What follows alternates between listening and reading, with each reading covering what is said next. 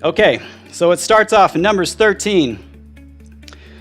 Vayadaber Adonai el Moshe lemor, and the Lord spoke to Moses, saying, "Send the men, Shelach lecha, send men, that they may spy out the land of Canaan, which I give to the people of Israel. Every tribe of their fathers shall you send a man, every one leader among them." Now pay attention to that. These are the leaders, these are the princes. These are the respected people of each of these tribes. And Moshe, by the command of the Lord, sent them from the wilderness of Paran, all those men who were chiefs in the people of Israel. And these were their names from the tribe of Reuben. And it goes down each consecutive one. It mentions the person from the tribe of Reuben, Shimon, Judah, Issachar, and Judah, Caleb is where the tribe that he is from, Caleb. You guys know him very well. He's going to be very central in this point that I'm going to be making. Followed by the tribe of Issachar, Ephraim, Benjamin, Zebulun, Joseph, Dan, Asher, Naphtali, Gad, and all these princes of each of these tribes. And these leaders, respected elders. One of the things that I'm going to be pointing you guys at is that there are two definite mindsets, because if you guys have read this Torah portion, you know this is the one where the spies that were sent out that came back with Lashon Hara, the evil tongue or the deceitful words. Basically, it's the mindset that they carried, but there's a definite mindset between Caleb and Joshua and the mindset that comes from the other 10. Okay, these are the names of the men which Moshe sent to spy out the land. And Moshe called to Hoshea, the son of Nun. He called him Yehoshua. He added to his name. How many people how many guys know that anytime you see a name change like that, in this case, he added a letter to his name. What does that mean? That means not only a change in status, but it's a change in his mission, his calling, if you will. And I'll get into that a little bit more. And Moshe sent them to spy out the land of Canaan and said to them, "Go up this way, southward, and go up to the mountain and see the land, what it is, and the people who live in it, whether they are strong or weak, few or many, and what the land is that they live in, whether it is a good land or a bad land, what cities they are that live in, whether in tents or in fortresses." My wife just informed me, get rid of that gum. That's funny. And what the land is, whether it is a fat land or lean, whether there is wood or not, and be you of good courage. You want to hang on to that. Chazak is the word that's used there. Be of good courage and bring the fruit of the land. Now the time was the time of the first ripe grapes. So it's giving you the time of the year that it was, and this is why they encounter all those fruits when they get there. So they went up and searched for the land in the wilderness of Zin and Rehob. And the men come to Hamot, and there they ascended by the south and came to Hebron, where Ahaman and Sheshai and Talmai, the sons of Anak, were. Now Hebron was built 7 years before Zoan in Egypt. And they came to the brook of Eshcol, and cut down there a branch that was one cluster of grapes, and they bore it between the two on a pole, and they brought the pomegranates and the figs. The place was called the brook of Eshcol, because the cluster of grapes which the people of Israel cut down there. And they returned searching the land after 40 days, and they went and they came to Moshe and Aaron and all the people of the congregation of the people of Israel, in the wilderness of Paran and Kadesh, and brought back word to them and to all the congregation, and showed them the fruit of the land. And they told them and said, "We came to the land where you sent us, and surely it flows with milk and honey." The word you're looking for, the word that stands out there is Zavat Chalev Udavash, and that is the land flowing with milk and honey. Do you guys know what that is? Anytime you see land flowing with milk and honey, I know in a messianic congregation, we're kind of permeated with that idea already. But just in case, anytime you see a land flowing with honey, it automatically refers to the honeybees, and if there's honeybees, there's fruits like dates and pomegranates and different things like that. So there is definitely farmland in that country. So that's one of the things I noticed right away. And then the thing about the milk, that always seems like an odd thing, especially when God says, I'll turn this land into a land flowing with milk and honey. It sounds weird. It almost sounds like a curse, but what it means is it's referring to the goats and the shepherds and their cattle. And that the fact that the desert also they have the milk, they have wool, they have meat, and all these things are also very much alive and vibrant in that area, in that territory. So that's one of the things you guys should know right away whenever you hear that. It's got farmland, it's got crops, and it's got animals that also supply everything that they bring. And they told them, and they said, we came to the land where you sent us, and surely it flows with milk and honey, and this is its fruit. Nevertheless, the people who live in the land are strong, and the cities are walled and very great. And moreover, we saw the children of Anak there. And the Amalekites live in the land of the Negev, and the Hittites and the Jebusites and the Amorites live in the mountains. And the Canaanites live by the sea and by the side of the Jordan. And Caleb quieted the people before Moshe and said, let us go up at once and possess it, for we are well able to overcome them. Notice the different mindsets already between the 10, and Caleb is the first one to speak up. But the men who went up with him said, we are not able to go up against this people, for they are stronger than we. And they brought up evil report, Lashon Hara, of the land, which they had spied to the people of Israel, saying, the land which we have gone to spy is a land that eats up its inhabitants, and all the people that we saw in it are men of great stature. And there we saw the Nephilim, the sons of Anak, who come from the Nephilim, and we were in our own eyes and our sight as grasshoppers, and so we must have been in theirs. And all the congregation lifted up their voice and cried, and the people that wept that night, and all the people of Israel murmured against Israel, against Aaron. The whole congregation said to them, would God that we had died in the land of Mitzrayim, Egypt, or would God that we had died in the wilderness? And why has the Lord brought us to this land only to fall by the sword? Our wives and our children should be prey. Were it not better for us to return to Mitzrayim, Egypt? And they said to one another, let us choose a chief, and let us return to Mitzrayim. Moshe and Aaron fell on their faces before all the assembly of the congregation of the people of Israel. And Yehoshua, son of Nun, and Caleb, the son of Jephunneh, which were of those who spied the land, tore their clothes. And they spoke to all the company of the people of Israel, saying, the land which we passed through to spy is exceedingly good land. If the Lord delights in us, then he will bring us into the land and give it to us, a land which flows with milk and honey. There it is again, Zavat Chalev Uravash. And only do not rebel against the Lord. Do not fear for the land, for they are bread for us. Their defense is departed from them, and the Lord is with us. Fear them not. But all the congregation said to stone them with stones. And the glory of the Lord appeared in the tent of meeting before the people of Israel. And the Lord said to Moshe, how long will this people provoke me? How long will it be before they believe me? All the signs which I have shown among them. Take note of that. So many of us, we have a sort of fixed mindset, if you will. And even though we see these great things in our lives, and even though these wonderful experiences have happened in our lives, we always tend to revert back to the default setting. I will afflict them with pestilence and disinherit them, and I will make of you a greater nation, mightier than they. And Moshe said to the Lord, that the Mitzrayim shall hear of it, for you brought this people in your might from among them. And they will tell it to the inhabitants of the land, for they have heard that you, Lord, among this people, that you, Lord, are seen face to face, and that your clouds stand over them, and that you go before them by the daytime, and in the pillar of the cloud, and in the pillar of the fire by night.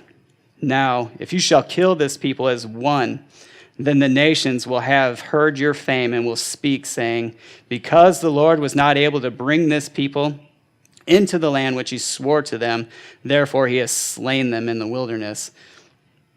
Calling God out on his promises. What a powerful thing it is to know his word.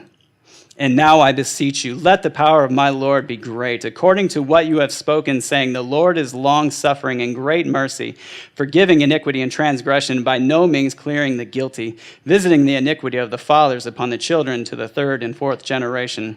Pardon, I beseech you, in the iniquity of this people, according to the greatness of your mercy. Father, I'm actually asking this right now, even before I say another word, is that you would pardon and forgive me, forgive us. We know, we can think of it right now, that moment, even this week, where we weren't with you. We chose something other than you, and we don't want to be in this position of actually having to be almost separated from you. So, Father, please forgive us. Pardon, I beseech you, the iniquity of this people, according to the greatness of your mercy. And as you have forgiven this people from Mitzrayim until now, and the Lord said, I have pardoned according to your word, but as truly as I live, all the earth shall be filled with the glory of the Lord, because all those men which have seen my glory and the miracles which I did in Mitzrayim and in the wilderness, and have tempted me now these 10 times, and have not listened to my voice, surely they shall not see the land which I swore to their fathers, nor shall any of them who provoked me see it. But my servant Caleb, because he had another spirit within him, and has followed me fully, him I will bring into the land where he went, and his seed shall possess it. And now the Amalekites and the Canaanites live in the valley tomorrow, and go to the wilderness by the way of the Red Sea. And only just a little bit further. And the Lord spoke to Moshe, saying, how long shall I bear this evil congregation which murmur against me? I have heard the murmurings of the people of Israel, which they murmur against me. Say to them, as truly as I live, said the Lord, as you have spoken in my ears, so will I do to you. Your carcasses shall fall in the wilderness, and all who were counted of you, according to your whole number, from the 20 years old and up, we have murmured against me, shall by no means come into the land concerning which I swore to make you live in it. Save Caleb, son of Jephunneh, and Yehoshua, son of Nun. But your little ones, which you said should be prey, them I will bring in, and they shall know the land which I have despised.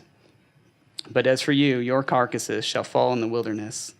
And every time I read that, it is probably one of the most, it's like a gut-wrenching thing every time you come across this scripture again, and especially when you're reading the Torah portions, because it's just hard to read, it's hard to accept. These people, they're not going to make it into this land, and it all comes down to a certain mindset that they had. Their children will, but they weren't found worthy. And what's the big problem? What is it about them? Well, allow me to get into this. So here's the question. Why did the 10 spies make this mistake? Why did 2 of them not?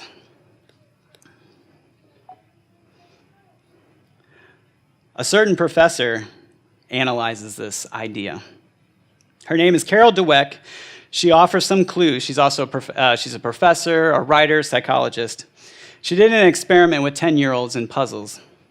She noted that she gave them puzzles that graduated in levels of difficulty. In this group of 10-year-olds, she noticed that as they would go through this process, it started out easy, but then it got more difficult. And then all of a sudden, she started to see definitely 2 different mindsets. She said, while others became anxious and discouraged and eventually stopped, others seemed to flourish. And even though the puzzles were too difficult for them, they seemed to thrive. What was the difference? Why do some enjoy being tested? And why do others simply not? Here's the adversity. Why do some grow through adversity? And why do some people become demoralized? Her conclusion was, it's all a matter of mindset. Some of our abilities are given. Some see our abilities as given and unalterable. I have to say personally, I have lived this way my entire life. I hate saying that she's actually, when I started to read her words, I began to see that I fell into this negative mindset. And you're going to learn more as I speak. They simply insist that it's too much, I can't do anything about it. This is called a fixed mindset. It's really hard for me to read that because for all my life, I would reach out for something, and as long as it was easy and attainable and within my abilities, it was safe, it was comfortable, I did it. But the moment it wasn't, oh, that's not my thing. Others believe that we grow through our efforts and adversity. When we fail, we don't define it as failure, but a learning experience. DeWitt calls this mindset the growth mindset. When you have a fixed mindset, you fear failure. You fear being exposed as inadequate. I don't know who this speaks to, but I'm talking to myself. If you try something and it fails, I'm just not bright enough or I'm unable. These people play it safe, and they don't like taking risks. Anybody else play it safe? The growth mind says, well, no, speaking of the set or the fixed mindset, they don't seek challenge. The growth mind says they don't just seek challenge, they thrive on it. So when you're of a growth mindset, you don't just seek it, you thrive it. The bigger challenge, the more you stretch. Whereas the fixed mind thrives when things are safely within their grasp, just like I said, or they lose interest when it becomes too challenging. The author further goes on to say that parents actually do an injustice when they tell their children, you're gifted, you're talented, and you're clever, because this kind of communicates to them that they have a fixed quantum of capabilities, which discourages them from taking chances and risking failure. They don't want to lose that approval. I feel like my parents won't value me if I'm not as successful as they would like. So instead, DeWitt says that we should praise our children not for their abilities, but for their effort, their willingness to try hard, even if they fail.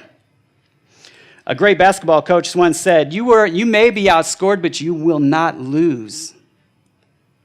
The fixed mind says, the fixed mindset lives in constant fear of failure. The growth mind doesn't think in terms of failure at all. It just looks about it like learning. Shaun White, are you guys familiar with Shaun White? He was a professional skateboarder turned snowboarder, and he was a champ in both avenues, and it's mind-blowing. And I was watching this interview, and the interviewer says, what is it? What do you think it is that sets you apart from all these other guys? And he said, let me explain it to you simply. He goes, let's take something simple like a backflip. And now, mind you, this guy does mind-blowing tricks, but he's just talking about backflips. And he says, let's just take you, I'll see guys, they'll go into a backflip, and then all of a sudden, it's like they just said in their minds, oh, I don't want to do this. And those are the guys that land on their head. Those are the guys that land in the most awkward, terrible positions. Exactly. And he goes, when I see it, I've already done it in my mind, and when I'm going up to do that, I want to do it. There's nothing else in my mind. There was no failure. There was no back out. There was no, I don't like this anymore. I'm not doing it. I just did it. And that's why he defied the odds so much. That's why he could jump from one sport to the next, completely different atmospheres, and still be a champ. And he believes that was the logic behind it. So apply this logic to the spies. It's like in Numbers 13:3. Let me go to that real quick.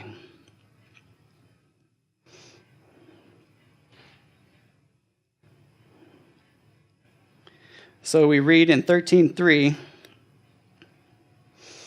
and Moshe, by the command of the Lord, sent them from the wilderness of Paran, all those men who were the chiefs of the people.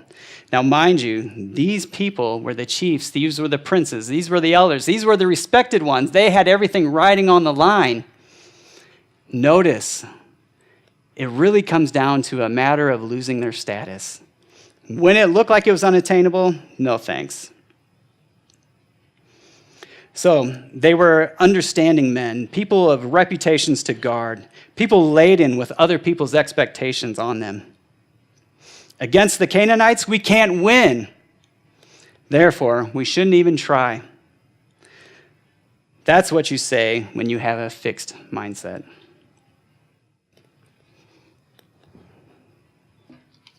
Of the 12, there were 2 exceptions.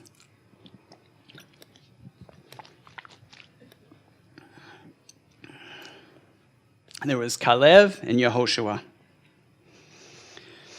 What makes these 2 unique? Ask yourselves. Caleb comes from the tribe of Yehuda, Judah. Earlier in the life of Judah, taking it back to Judah's life, his lineage, earlier in the life of Judah, it was him who proposed selling Joseph into slavery. But then he matures, and again he's taught a lesson by his daughter-in-law, Tamar. He confessed that she was right and I was wrong. This all seems to change Yehuda, because later, when the leaders of Mitzrayim, Egypt, threatens to keep his... Now, if you remember, he's standing before his brother Joseph, but he doesn't know this. So when it seems that the leader of Egypt threatens to keep his brother Benjamin, as a slave, what does Judah do? Well, if you guys remember, he says, Judah, who was willing to sell himself into slavery so that his brother could be free. That's a powerful bit of a lesson learned. He finally, the one he was damning, now he's protecting. Judah demonstrates a growth mindset. And if you're not catching it, he's demonstrating that he could go from a fixed mindset to a growth mindset. He learned that through this adversity, he could have a growth experience rather than a failure.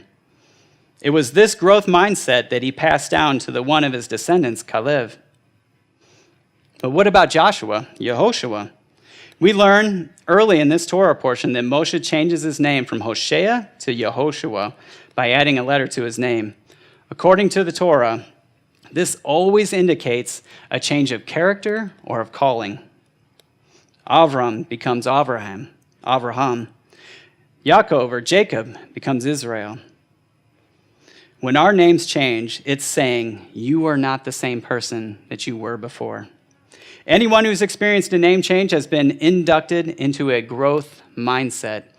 I can point out entrepreneurs everywhere who could definitely say that you have to be in a growth mindset. Fear of failure has to be so far from your mind. The idea that failure becomes your friend because it teaches you so much, that is the mindset that you have to have in order to succeed. Even if they fail, they try again until they succeed. They don't fear failure. It's no coincidence that of the 12, these 2 were unafraid of the risks involved with overcoming the people mightier than they. Nor is it by chance that the 10 who returned with Lashon Hara were carrying the people's expectations on them. Realize you can't carry people's expectations on you. Expectations to be the leaders and the princes, which made them unwilling to take that risk. The idea of losing it was too much. So what does it mean to us today? What does it mean to you? My personal story is that I have probably lived in that idea for so long as a fixed mind. I can think of over and over and over so many scenarios where my thinking as far as, that's a little bit beyond me. I'm a little afraid of that. Let me play it safe. I'll do what I know how to do, what comes easy to me. And even most recently, me and my family went off to go see my newfound family, my actual birth parents, and we're visiting them. And we were just technically visiting my father's side of the family and all his family. And I failed. I failed to let my mother's side of the family, who I cherish just as equally as much, and I failed to let them know. I don't know if I did because I knew that they were kind of busy. I knew that they weren't exactly close. My sisters who live in California, my mom lives in Arizona, but we weren't far. And I failed to let them know, and I was already there. And my father's side of the family were posting pictures on Facebook, and then immediately I was contacted. Oh, where you at, Mike? You're here in town? Really? Wow. And then it seemed gentle at first, but then I realized I had horribly insulted my mother. I hurt her. And here, all I wanted to do was get her approval. And all of a sudden, I've insulted her, and my sisters are already chatting with me, trying to figure out what I'm thinking. And I'm forgetful didn't qualify. And it totally shut me down. It ruined my personal experience, hanging out with my dad and everybody. And even though it was fun seeing them interact with my son and with my wife, and they just love these two, the whole time I locked down into this fixed mindset. Oh, I've already screwed it up. You just can't fix this kind of thing. I already screwed it up with my mom. I barely know them, and my sisters. It's the same thing. What did I do? And I couldn't get it out of my mind. And I couldn't get to the simple fact was all I had to do was reach out and apologize. It took me so long to get to that point. Reach out and apologize and admit those things about myself, but I was worried about losing that fictitious status that I had. I thought the first time I visited them that it was so smooth, it was so great, and they were like, whoa, you're amazing, and wow, you're so much alike. And then all of a sudden you do something that like a bonehead move and you feel like an idiot. All of a sudden you're just an idiot to them in their eyes, at least to me. Maybe not you guys. Some of you guys are go-getters, and you live in the growth mindset, but I've always lived in the fixed mindset. So breaking out of that is something I know that's imperative, but I did. I thought I heard him, and I didn't realize that you just have to shake off that idea that I failed. You just have to step out of it, and all of a sudden, you're in the growth mindset. All of a sudden, you're a person that God can use. What's the most worst thing about that last verse that I read?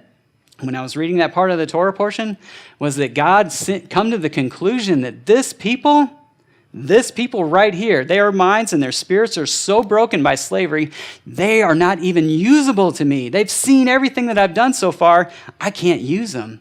I can use your children. They're not all banged up. Their minds aren't broken. Their hearts aren't broken. Their spirits aren't broken.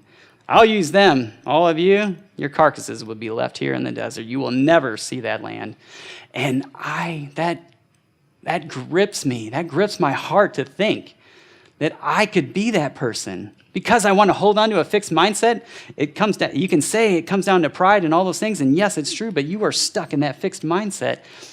The only thing that it takes is acknowledging that you're not perfect, and that you will screw up, and you will let people down. But the fact that you can take steps and step out of that content, or that whole fear of letting people down or losing your status, it releases you, and you can be in that growth mindset, and you can be used by the Father. You can be used. You don't have to be discarded. Your blessing doesn't have to just go to your children and you be left behind and not go into the promised land. Do you want to go into the promised land? Do you see yourself in there? Are you usable to the Father? He lifts us when we fall. He forgives us He lifts us when we fail. He forgives us when we fall. It is this that gives us the courage to take risks. It is this that Yehoshua and Caleb knew. One through a name change, and one through his ancestor, Yehudah. God desires for us to have this growth mindset. Recall the promises God issued the people, how their children would enter into the land and not them. Fear for failure causes us to fail.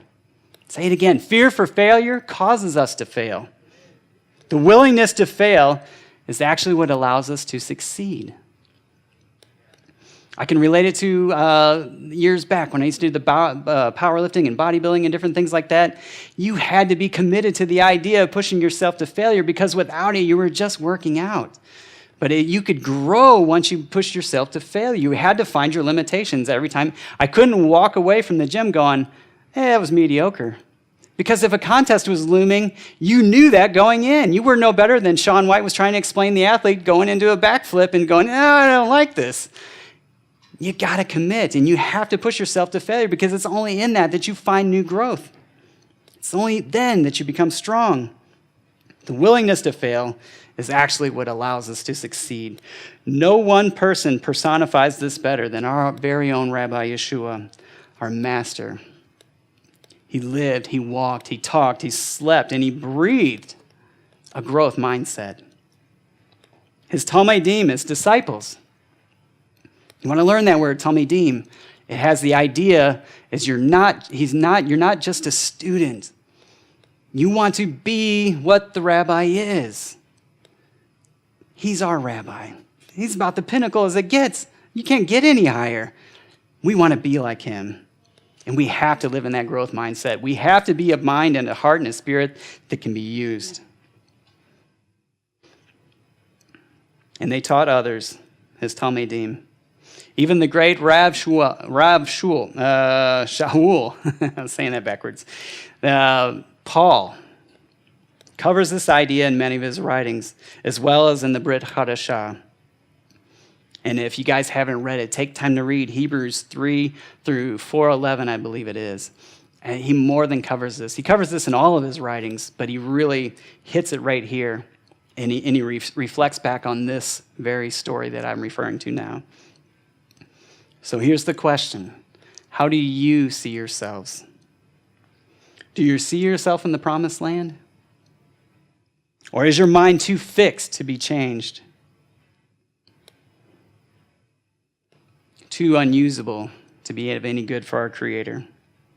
Like the 10 spies, is your heart too broken from slavery to ever grow? I have lived in that fixed mindset for far too long, but I haven't always lived in that mindset. There have been times that I've taken risks, faithful risks, that have shown me a world unimagined. I like to refer to the time when I got married. My wife, I'm looking at these kids. I'm thinking about all the details, a business person that's way over her head and a mountain of debt. And to this young person, I'm thinking back when I'm 23, looking at getting involved in a marriage, that I already instantly fell over my head. And I was like, no. And I ran away from it a lot of times, but I kept feeling the Father prodding me. And I kept feeling him tugging, saying, you need to step out on this one. So I did one day. And it's turned into the best thing I've ever known. My son Jacob is fruits of that. Our marriage is a fruit of that. The challenges I've faced and the way that it's forged me into something greater than I've ever been. And I don't believe I would have gotten there any other way. I had a lot of reasons to not, but for the reasons I did, man, it has stretched me and grown me. The words of Moshe to Yehoshua from the prophetic portion, let me go to that.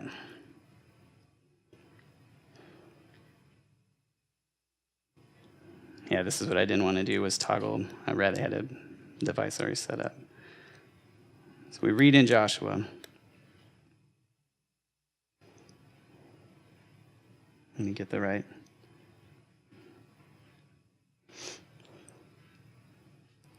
Joshua 1, 6 through 8.